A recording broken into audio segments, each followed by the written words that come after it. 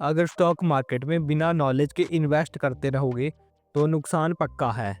तो आज हम जानने वाले हैं इन्वेस्टिंग के 7 key points like P ratio, PV ratio, debt to equity, ROE, EPS, book value and face value. इन्हें जाने बिना इन्वेस्ट करोगे तो लॉस पक्का है। So this is the episode 13 of learn stock market in 1 minute, जिसमें हम डिफरेंट रेशोज के बारे में जानेंगे। तो अगर आपको इस सीरीज से कुछ सीखने को मिल रहा है तो वीडियो को एक लाइक जरूर कर देना। तो सबसे पहले पीई रेशो, इसकी फुल फॉर्म है price to earning ratio. PE का मतलब है कि कंपनी में 1 रुपया कमाने के लिए आपको कितने पैसे इन्वेस्ट करने पड़ेंगे। तो अगर हाई पीई है तो इसका मतलब है स्टॉक महंगा है, और अगर लो पीई है तो स्टॉक सस्ता है। नेक्स्ट आता है पीवी रेशो, यानी price to book ratio. So PV ratio company की असेट्स के हिसाब से कंपनी का शेयर प्राइस बताता है। तो अगर पीवी 1 से कम है तो स्टॉक अंडर वैल्यूड है, और अगर पीवी 1 से ज़्यादा है तो स्टॉक ओवर वैल्यूड है। उसके बाद आता है date to equity ratio.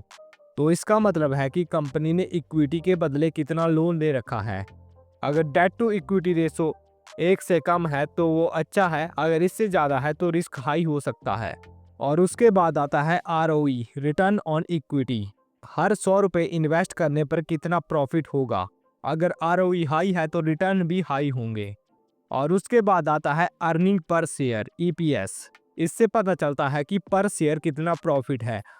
Higher EPS मतलब ज़्यादा कमाई। और उसके बाद आता है बुक वैल्यू।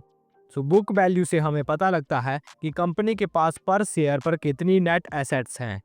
ये कंपनी के प्रॉफिट और लॉसेस के हिसाब से कम ज़्यादा होता रहता है।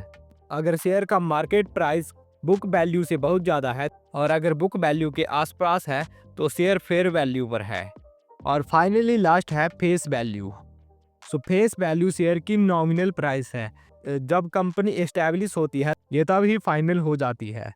मार्केट में इसका ज़्यादा फर्क नहीं पड़ता। तो अगली बार कोई शेयर खरीदने से पहले इन सभी फंडामेंटल्स को जरूर चेक करना।